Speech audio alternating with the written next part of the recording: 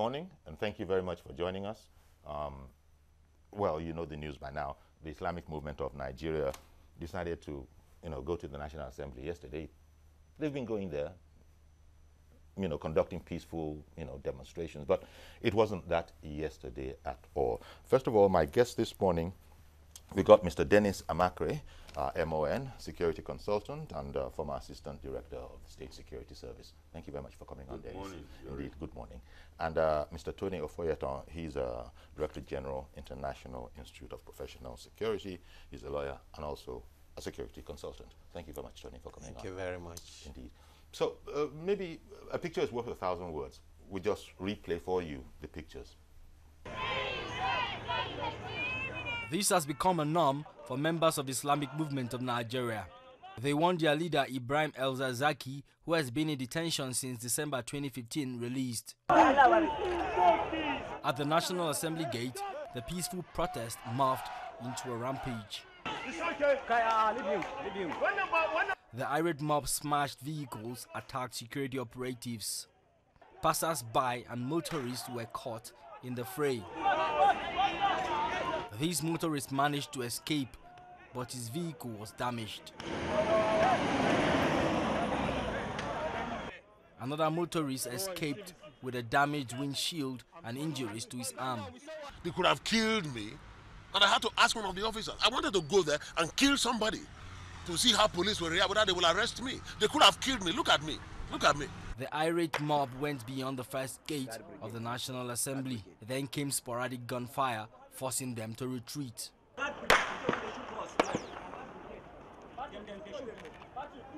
By me here, you can see a vehicle totally burnt. Looks like a sedan, actually totally burnt.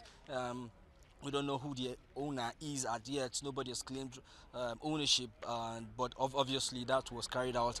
That's the outcome of these protests. Another vehicle on this other side, we're told this belongs to, I think, the security operatives on guard when the advancing protesters made their way into the National Assembly. Several vehicles, we understand several more are behind where I'm standing here, further down to the second gate, which leads into another cordon of the National Assembly. But the movement denies responsibility for the violence. They are not our people. There are police officers in Mufti, security people in Mufti, and it has been said by the former FCT Commissioner of Police. He says they have their people in Mufti beside us whenever we are protesting. And these days, since yesterday, whenever we come out at the secretariat, you see a lot of people besides. We don't know those people, and we have been trying to tell them, if you are not among us, if you are with us, join us. If you are not with us, leave. They refuse, and they are brought by the police. And they are the people that vandalize people's vehicles. They are the people that throw stones. They are the people that break glasses. They are the people that do whatever wrong thing that has been done. It's not clear what action the federal government will be taking to forestall the recurrence of such violence. Sifon Asian, TVC News, Abuja. Well, as I said, a picture is worth 1,000 words, and that was a spokesman of the IMN, a Shiite organization, Islamic Movement of Nigeria. I mean, I suppose everybody has a right if you're Nigerian. So this is how they use their right. Caught the security guards unawares, overpowered them reportedly, and until the police sent in reinforcements, it was a bad situation. Dennis, if I could start with you. This looks terrible. This assault on the National Assembly, it looks bad, and I think I know that most countries, certainly Nigeria, has the state power required to quell situations like this. But it does appear as if we're adopting a suffery approach, as we say locally. Well, we have come to practice democracy, which means different things to different people. And in a democratic government, the security forces are very, very careful in dealing with certain, groups, especially in Nigeria. The touchy situations are religion and ethnicity. So when these things happen, they have to be very careful. You know the antecedents of this Islamic Movement of Nigeria, right from the time when they blocked the road and said that the chief of army staff couldn't go through. Yes. You know, very, very, very aggravating kind of movements. And then, of course, the last one, where they have to exchange fire with the military in Abuja. And now, of course, they have the effrontery to go and disarm the policemen, take their weapons, and then, of course, started firing. Fortunately, nobody died, but a lot of people were wounded. A lot of people were wounded, and, even though there were initial reports about some policemen deaths, being killed, but that has not been confirmed by anybody. So it is something that I would want to advise government to really handle this thing, not with kids' glove anymore, because I think they're taking it to another level where it is going to be a problem. You can see ordinary citizens being worried that their property being damaged, they're being hurt. And of course, one of them said, you want to go down there and also kill somebody. And see what the police will then do. Because that seems like an unvoiced complaint. That, look, you're not protecting me. I was caught in the middle of this. And you seem by your actions, the interest in being sensitive and delicate, you're protecting the aggressor. That's the way the citizens might have seen it. Tony, they went there to protest the continued stay in detention of their leader, Ibrahim el-Zakzaki, who, by the way, is in, if I get it right, he's not in prison custody. He's in, security custody, SSS, or, that, I'm not sure which one, but it's not in prison custody. And I was told that that was how he elected. He elected to be there. Now, apart from that, government has been asked to release, the courts have asked government to release the man. The court continues to hold on to, the state continues to hold on to him, no doubt, in national security interest. How do you think this is going to play out? Yeah, you want me to play the role of a prophet here? How do you think it's going to play out? Because you guys have experience in all of this kind of a thing, and usually you can see that when you've seen 3-4 steps, you tend to be able to know how the 7th and 8th step might be. Yes, in actual fact, you even don't even need to be a security professional to be able to forecast some of the risks that are inherent in what we are seeing presently. If you ask me, I will tell you that many of the guys that are protesting, they understand the act of weapon handling. That is one. It's obvious they understand the act of weapon handling. And that is a major signal and a major danger to the security apparatus to understand. Look, if I protest, I don't know how to fire arms. It doesn't make any difference. Even if I see the gun, I'm not going to use it. I hope you understand that. Now, that simply tells you that even though they may go out without anything, they are already being prepared and being trained somewhere. UK, for example, have about 22 identified terrorist organizations perpetually on red alert. But they've been able to curtail them in such a manner that it's a tailgating approach in terms of, preventing them from whatever they allow you, but there's always this tailgating approach. I expect that the government, if we are able to copy some of the some other things from, we should be able to also look at the model, the core tailgating approach when it comes to identified terrorist group. Now you want to say, no, this group is not a terrorist group. I agree with you, it's not been identified as a terrorist group, so we're not going there. But we're looking at the ingredients and the elements that makes up a terrorist group at a foundational stage. Yusuf was not a terrorist until it snowballed into his death, and then subsequently Boko Haram. Today, Boko Haram is I think the 3rd deadliest terrorist organization in the world, and that's after ISIS and Al-Qaeda. Now, you now look at it from that angle. Now, if you ask me, I will tell you that the government has its own. Now, if you are operating under a democratic setting and the court say free this man, you can free a man and the man will not be free. It is government. I hope you understand. He understands what I'm talking about very well. And those in security, they understand it very well. A man can be free and is not free.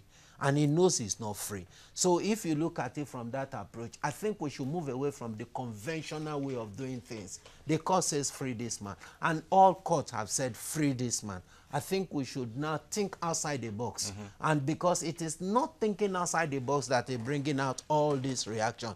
When you have a man that has followership, now it's different from somebody that is speaking alone. A critic, very big, great critic without follower. It's different from a man that is quiet but with avalanche of followership.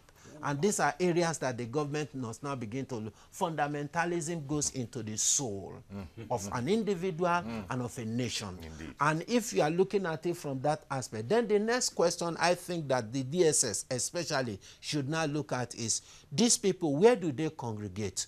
Who are their leaders? What are their leaders telling them? Who are their mobilizers? What are their mobilizers telling them? What is the next most probable line of action?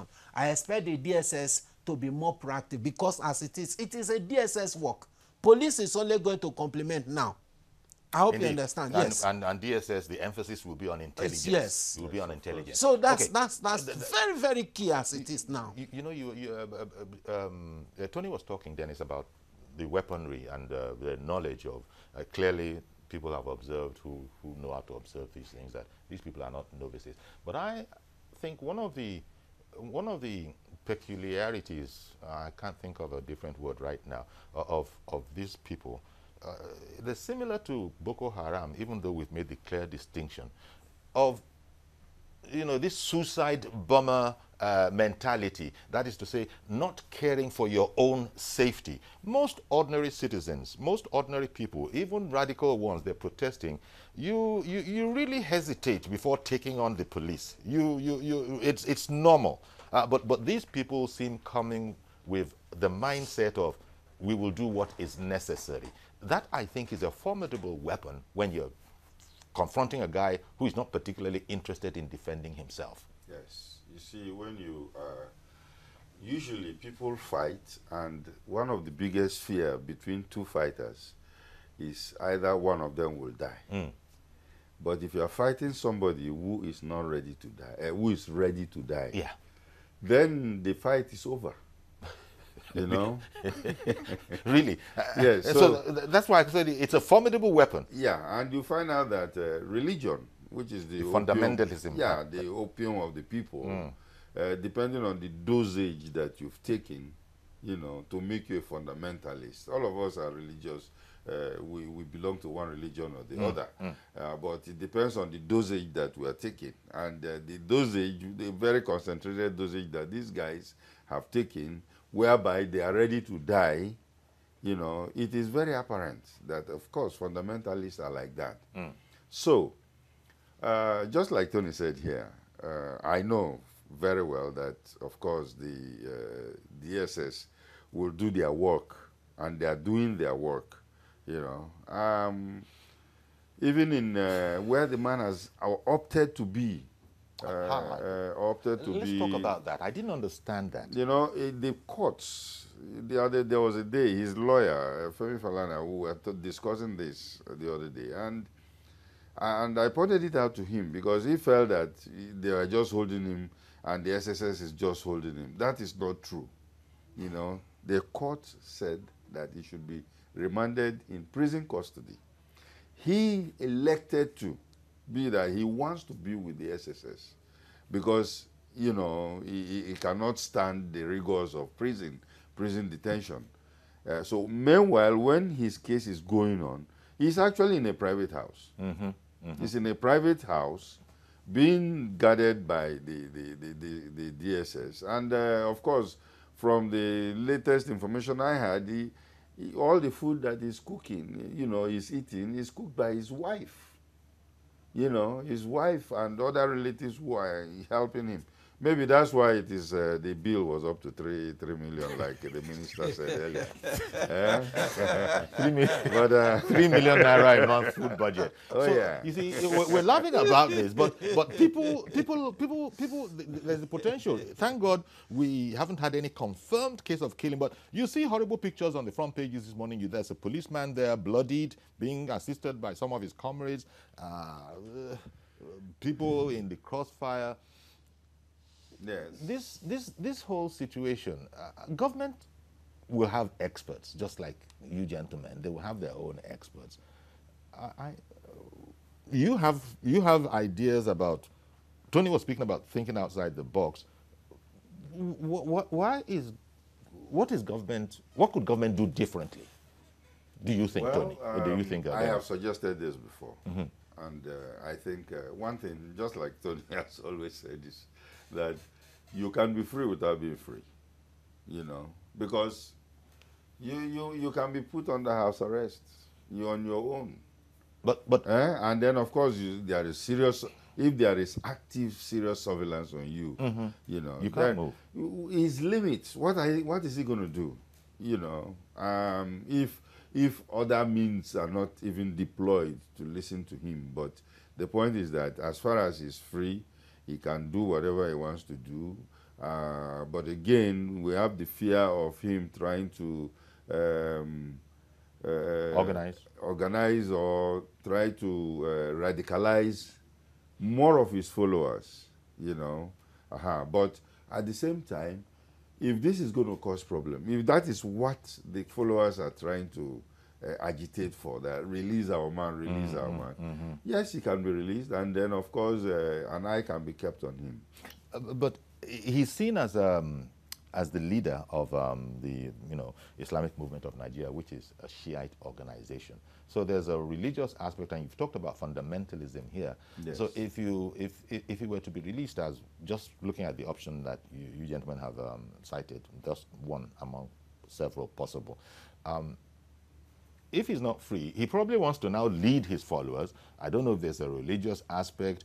Yeah, authorities might see it as radicalization, but if he's not, if he's freed but not freed, as you say, wouldn't we still be in the same place? Because they won't allow him to stand in front of a congregation to begin to radicalize them. That's why maybe the continued detention is in place, because you know, he might be out there radicalizing other people. He might be out there making some serious decisions, you know, because like they said, his continued detention might be for national security reasons, which is government's of course point, really. Yes, and for national interest, you know. So because these people, you cannot, when somebody is really radicalized and fundamental in his ideas, you cannot actually predict what they can do. You know, so look at Al Qaeda. Look at all these leaders of all these groups. You know, when they were free, they set up certain things in motion that when the things started exploding, they ran to go and hide somewhere. Of course, hunted down later. But we don't want to go all that stretch. Okay, it's interesting that, you see, this is the peculiarity of our situation. In other climes, in other countries, one of the worst things you can do as a criminal is to take on the police, injure the police. No. That's all bets are then off. Yes, of course. Ordinarily, Oh, yes. all bets are off, and sometimes it leads to even what people will now call excessive force. God forbid that we should have that kind of a situation in Nigeria. But maybe because of the sensitivity of it, we're all going very, very. The kid gloves that you said need to be taken off. Government, for the moment, is still keeping them firmly on. And yes. You think, Tony, just swinging to you, is that a well-advised policy? Because innocent citizens are being caught in the crossfire. Look at that frustrated citizen saying that, I myself feel like now reacting. And I dare say, I would just guess, if he should do that, the police might swing into action and arrest him. Yes. Might arrest him. Yes, law is law. Law is law in one instance, but they are looking and that is, it's rather unfortunate, because as it is now, the implication of what is happening is that, like my boss said, the kid glove had to be removed. Yes. And very quickly too. I'll tell you why. Now, even the security agencies are afraid to arrest further members of Shiites. That is just what it is now. Ordinarily, what happened yesterday? Well, would you I use the know word what- afraid? Yes, I'm not apologetic about it. Yes, I use it, afraid. You see, and the fear is if we arrest further people, it will escalate them up. By now, you ought to have had the detention of DSS and police filled up. That's just the truth. If you compare with other types of protests we have in this country, and where you hear that 20 people arrested, 40 people arrested, and all those stuff like that, you are a journalist. The question is, how many people were arrested yesterday? So that settles that. Now, but you see, what I expect security agency to do, and I repeat it, DSS know what to do. But whether they will be given the marching order to do it is a different thing. Because they also they're They men, know they're what men to under do. orders. Yes. You see, Shiite as it is now, the prayer is that they should not break into cell groups. Now they are still one. If anything happens to El Zazaki, it's not going to solve anything.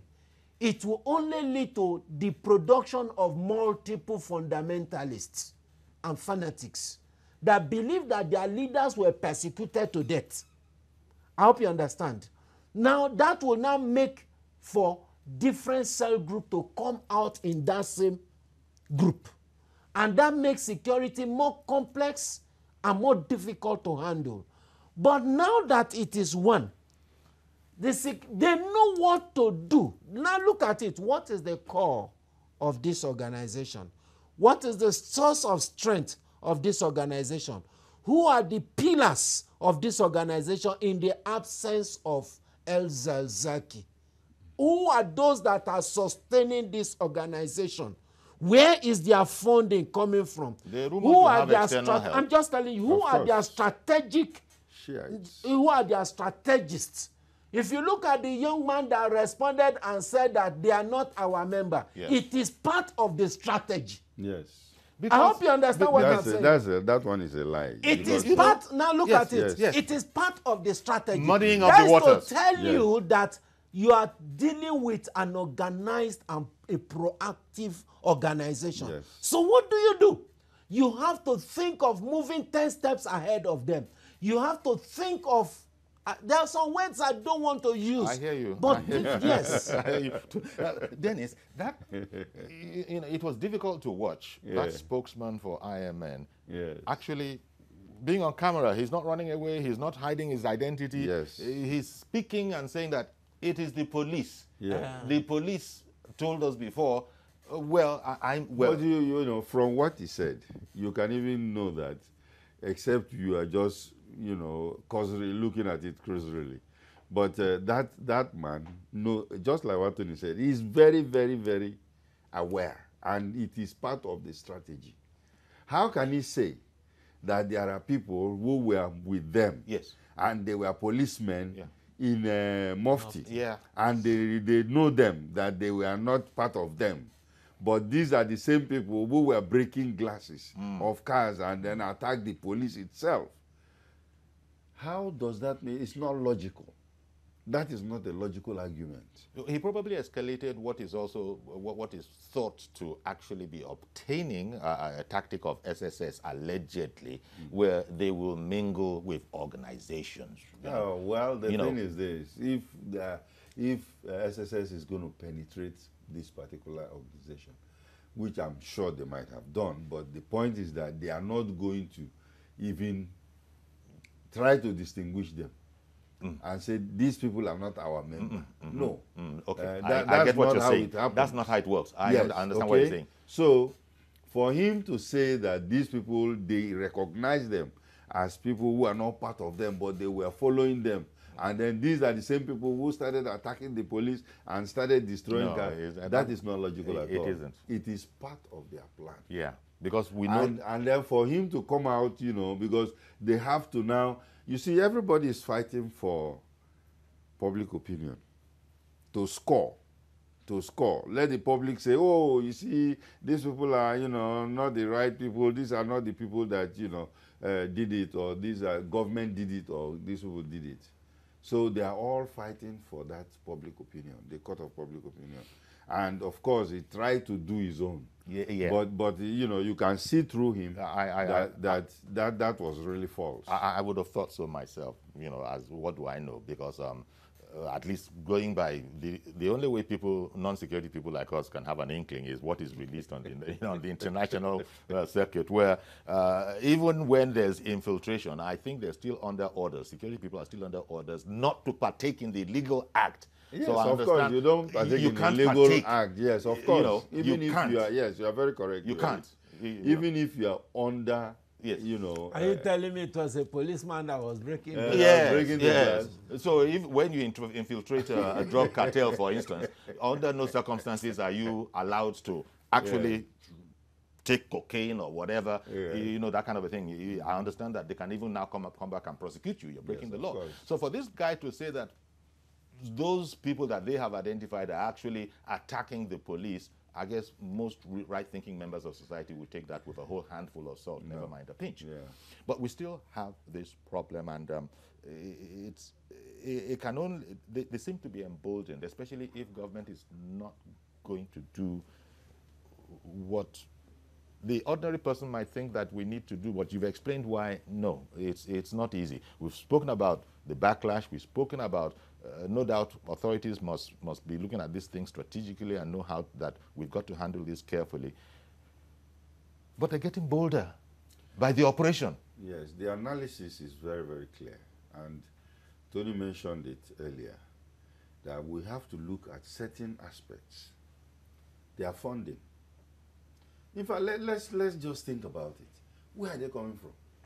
If they are coming from wherever, Zaria or wherever, who brought them there? They didn't walk all the way down there. So somebody must have funded it. Yes, somebody must have funded it. And then, of course, you see the kind of weapons that they were carrying. I saw somebody with a very long axe and stuff like that. Knives. These things were brought with them. That means they were ready. They were ready for this confrontation. And why take on the public? Look at the character that jumped on the roof of a car. I just hope he's okay, as a Nigerian. Well, he has endangered there you go. his own life. Okay, sorry, they took it away. He endangered his own life. Yeah, okay. He endangered his own life. But the thing is that when these people are out there trying to prove a point, because they would have quietly go down to the National Assembly. Yeah. And say, look, this our man is still in detention, and can you do something about it? And then, of course, in a very civilized manner, I think the National Assembly would look at it too. But for them to go there and try to break their way in and then start destroying properties and attacking the security system there, I think shows more premeditated premeditated. Okay, we're going to go on a break now. We'll be right back, and of course we'll include your calls as we continue the conversation. Stay with us, please. And injuries to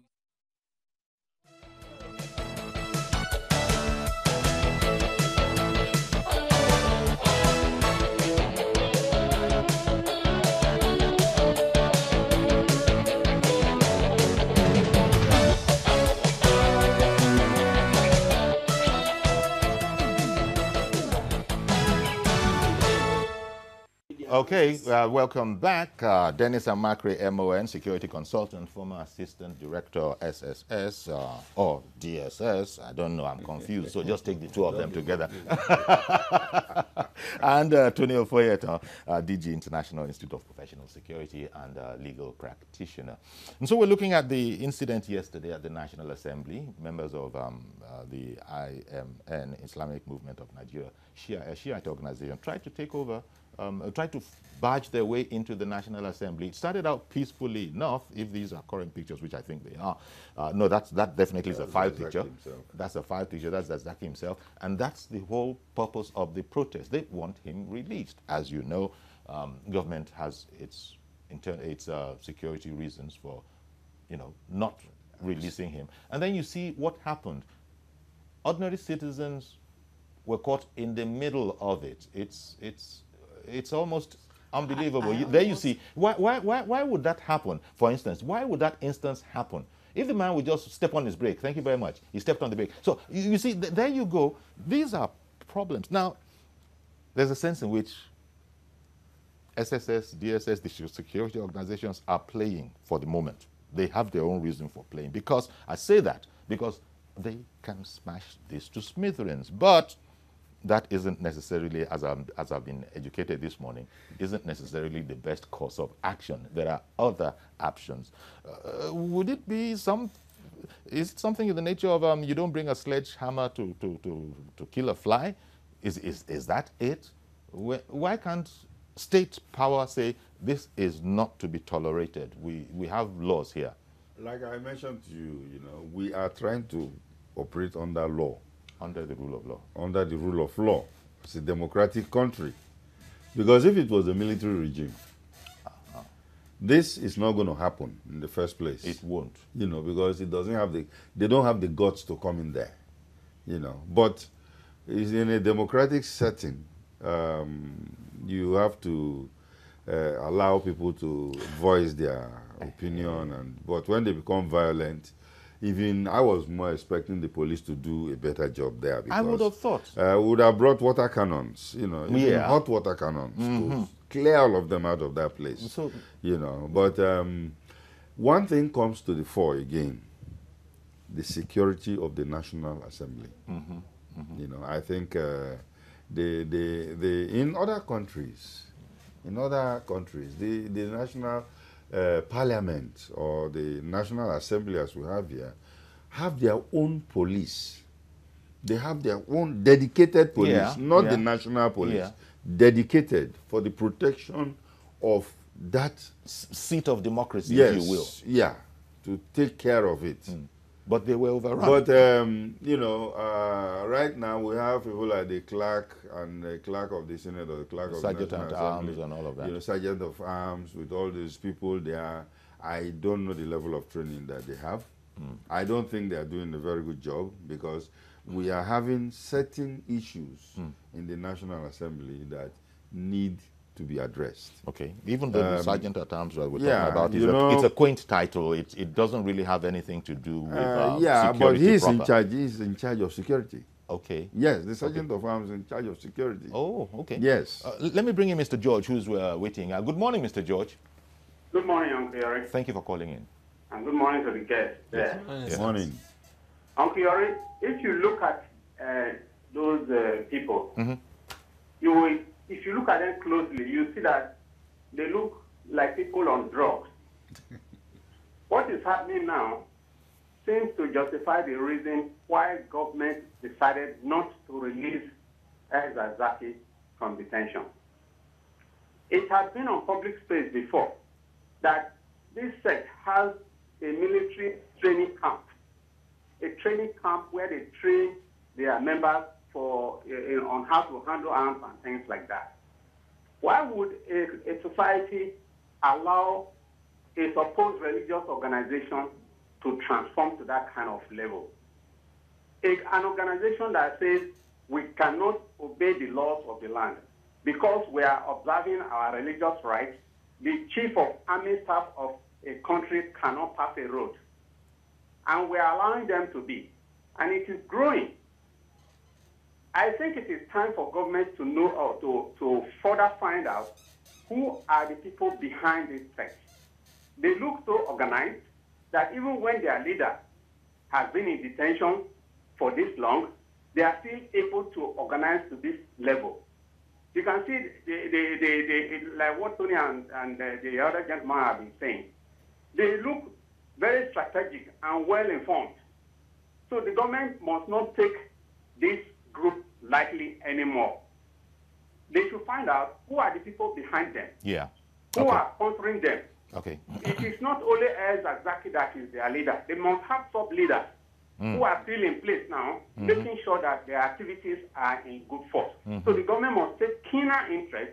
Otherwise, we might be having another Boko Haram in our hands. Okay, then. Thank you. Thank you very much for calling in, Mr. George. And even though you might say it's unrelated, just last week or so, another gentleman, Abdulaziz Sulaiman, speaking for the northern groups, you know, was actually speaking directly to Nigeria, speaking to the president, speaking to southern leaders, saying, you know, that nobody can expect us to be hospitable to southerners in the north simply because Ruga, you know, you might say it's unrelated, but I'm just saying that this whole boldness, the kind of boldness with which that other spokesperson was speaking, I think it's like they know the government is adopting a kid glove approach. I think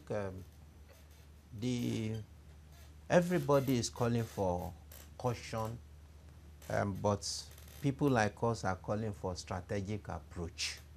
The first time El-Zakzaky was arrested, Iran was the first country to respond and say nothing must happen to El-Zakzaky. That shares with. And that's the base of Shiites. yes, and some of us were irritated. We're irritated because it also shows to what extent internationally porous we become. Now, that means that as a government, we must now begin to de-emphasize religion and religious activities outside governance and make governance true governance. And anything that has to do with religion, we should de-emphasize it. Now, there's high level of sentiment attached to religion, and it's impeding on governance to a high level. Now, El-Zakzaky is in detention. There's a group that is organized. There is a backup at the international level. And that is why I said there's the necessity for a strategic approach. To what extent is Iran involved in the movement of Shiites in Nigeria? To what extent have they been involved till now? Are they in any way, directly or indirectly or remotely, involved in this agitation? I'm sure government will have intelligence on all of those questions. Yes, sir. I'm sure. Now, look, sir. In terms of terrorism, terrorism unfolds stage by stage. I hear you. And it is one stage at a time until it blossoms to become a full cancer. Okay. And for those that are at the level of counter-terrorism, they understand what I'm talking about. You don't allow the next stage to unfold. Okay, one moment, please. Let me bring in Badmus, calling in from the UK. Good morning, Badmus. Good morning. It's not Badmore. Padmore. P-A-D-M-O-R-E. Padmore. P-A-D. Yeah, P for Papa. Okay, Padmore. Oh, I'm so sorry. P for Papa. A for Apple. Go ahead. Thank you very much. Okay, Padmore, not Badmore, please. Okay, All right, thank you very much. Thanks, my first time calling. I might be a bit nervous. So, yes, my point I want to make this morning, I like the two gentlemen, more especially Tony, has already hit the nails at the head. All he has said there is the way to go about security. You see, when you come to a country where we say that we are practicing democracy, and then we are afraid to speak out, and we are afraid to nail the head, the nail at the head, then we are being biased. To be honest, when we talk about corruption, corruption is not only about passing money from hand to hand. When you are being compromised, then you are playing corruption. So the head of government must look into this and not being biased in some areas. You know, when you come to UK where it is, even the road sweeper will tell you his or her mind, and then government will take it on board. So if we want to forge ahead, everybody has to be carried along. There will be no two laws, one for this part and this for the other part. Okay. When people is going on demonstration, and then when they know the kind of people who are going to demonstrate yesterday, the government, the authorities are supposed to have prepared for for the worst, and then make like the other sir said that water cannons should have been ready Mr. to use in case of electricity. So Nigeria, if we are moving ahead, I don't think we have to go ahead one step forward and then 10 steps backward at the modern age. It's like they're talking about Ruga. How can you go in the country, you see where people are driving cows here and there, as if everywhere is a zoo or everywhere it's a farm. A farm supposed to be outside the city, and then these animals supposed to be in a place where they are being fed and then looked after. Not to parade them in the town and then in the schools or homes and everything, farms where the little village farmers are farming, and then the cows will go down to sow their food, their crops. It is not it's not taking us forward. Thank you very much, Mr. Patmos. Appreciate your call. Really appreciate your call. President Buhari said, you know, upon his second term, that he was continuing essentially the pillars of his first term, his objectives, and security was in there to really be vigorous and thorough with security. But what we're seeing here, no doubt government must be going about it the way it knows how to. They have much more information on this than we do here. But there's another fear that with people, like we've seen what the IMN people have done now. The other guy, the other gentleman, the Abdulaziz Sulaiman, was speaking boldly to Nigeria, looking at us koro and stating what, you know, they could look forward to. Isn't there the fear that this could embolden other groups? Because there's hardly a section of this society that doesn't have its own grievance. And the more you see that, oh, you mean people can go that far? They might want to test the waters. Dennis, is there not that danger? It is a very, very imminent danger. In fact, what that guy did was to test the water. Ruga itself was testing the water, you know, and of course it was rejected, and they have to pull back. Yes.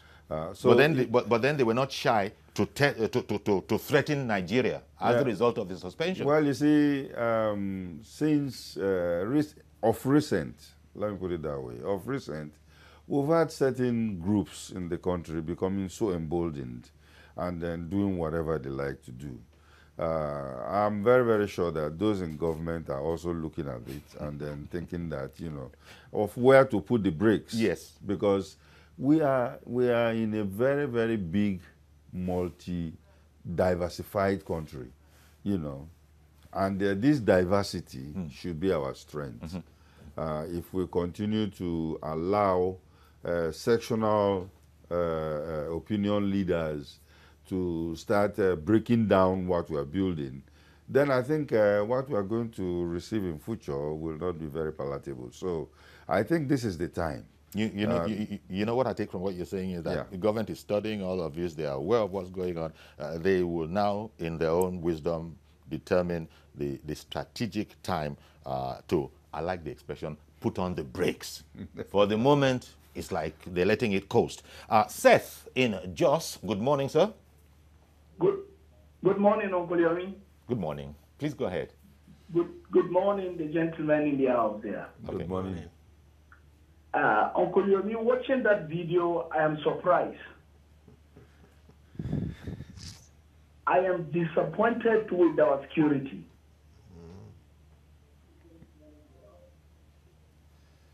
Imagine. Don't listen to yourself. Please just continue. How could people like that, if you know Abuja very well, imagine miscreants like that?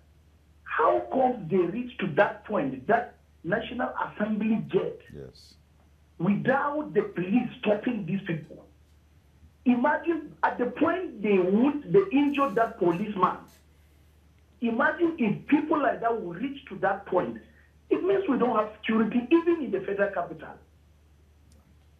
And secondly, that spokesman, their spokesman, the man claiming that they saw some strange people moving together with them, that man should be arrested immediately. That man should be questioned. Is the law in this? I don't know the law enforcement agents.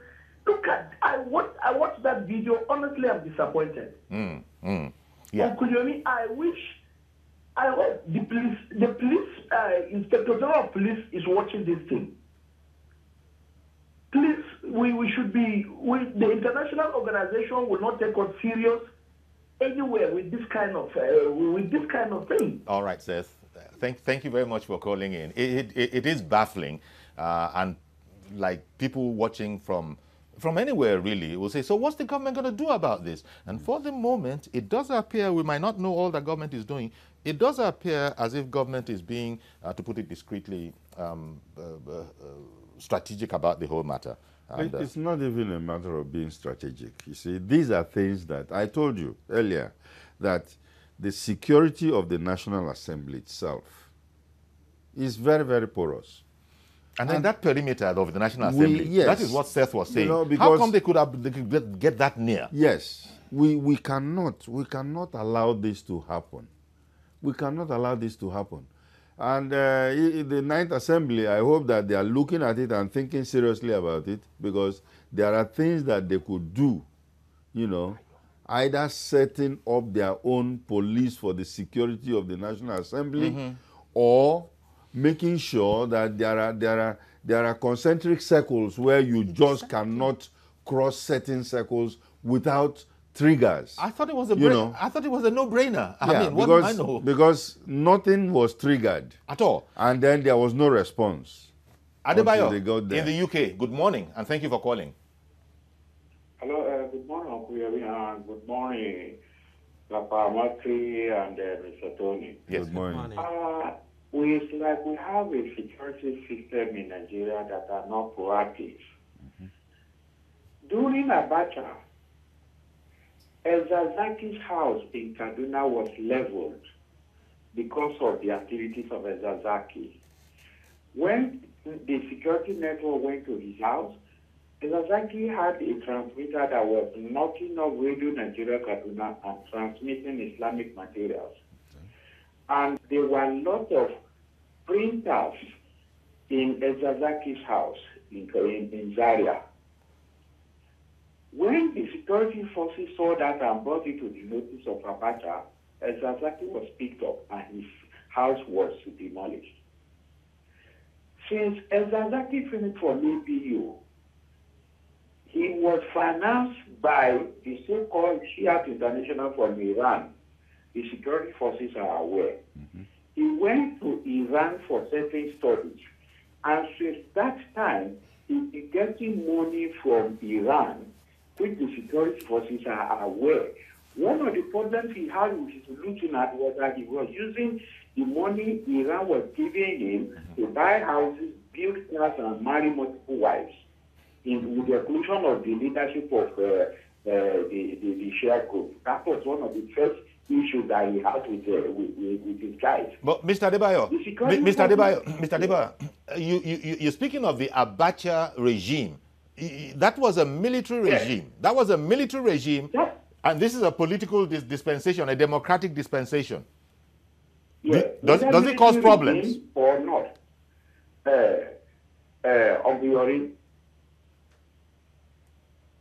Whether military regime or not, the security network, or rather the security group, are the same. And most of them that were in the SSS then, they were in the police. Some of them are still alive today. Yeah. They've not all been retired from the force. And those that were in DMI then, some of them are still in service today. The security service is supposed to be a continuum. Yeah.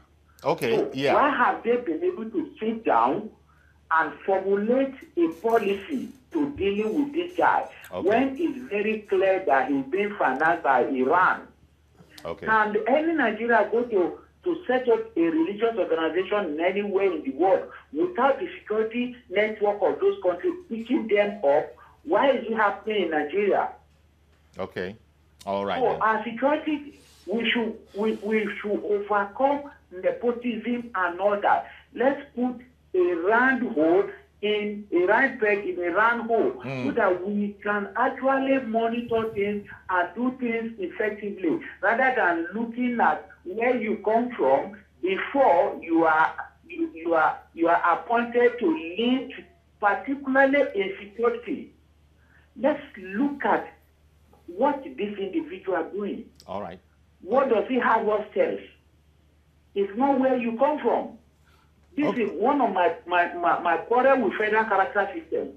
The federal character system is a horrible thing that is bringing our country down to its knees now. Thank you. God bless you. Thank you very much, Mr. Adebayo. A number of points that were made there. I mean, look, government has to be, first of all, the big difference is that Abacha's regime was military. This is a democratic dispensation. The whole matter of religion, people come, well, religions come, Christian religion, they come here. We, Nigerian Christian religions, they go there. Muslim, I don't know. So it's not a simple, it's not a straightforward and simple matter. When you guys talked about radicalization, you can have radical Christians, you can have radical Muslims. You see, the guy who called from the UK, Adebayo, you know, he's spot on, you know, in the sense that although whether it is military or democratic government, the threats themselves remain the same. The threats have been the same. But the methods of dealing with them. Yeah, the methods of dealing with them, that's what the security agencies are now partying with. Trying to accommodate. Yes, accommodate. But all the same, you know, like, you know, this Shiites, Iran, it's a big problem with the United States right now. You know, and if we are condoning this in our country, I think it's not going to be really, really nice for us. So, looking at the international involvement, it is very, very important that we deal with this thing decisively. Okay. Samuel, calling in from Gwagwalada. Good morning. Yes, good morning. Please go ahead. Good morning, sir. Good morning. How are you? How's work? Yeah, please go ahead. Yeah, I just want to recall that 1980, during Shagari's presidency, this another Islamic sect known as Mutasine, yes, in Kano, Kano was held bound. President Shagari and his security agencies squashed that sect. The remnant that ran to Yola, they still pursued them and crushed them. Now, let's come to Egypt. You remember during the presidency of the president who died recently, that man was supporting the Muslim party or something like that, Solidarity Party. That man, El Aziz, the present president of Egypt, crushed them. That is, it is after they are crushing, Egypt started, experiencing peace. What is happening to our own president? Okay. Who is a retired general? Okay. We're going to have to leave it there. Thank you very much. Appreciate your call, Samuel. But we've run out of time. This is one of those kind of subjects that just go on and on. But, gentlemen, we're going to have to leave it here. We have seen it. I guess people are apprehensive that if something is not done, then it can embolden other groups, and then security itself can be overrun. They're just trying to sort out something from the north, something from the south, because everybody has its own issues and its own grievances, but people are comporting themselves within the law for the most part. But this has been a total breakdown. I want to thank you very much, Dennis Amakre, MON, security consultant, and Tony Ofoyeton, legal practitioner and DG International Institute of Professional Security. Thank you, gentlemen, for sharing your perspectives. Thank you. So that's our program today. Please join us tomorrow for a fresh edition. I am Iyori Folarin. Bye-bye for now.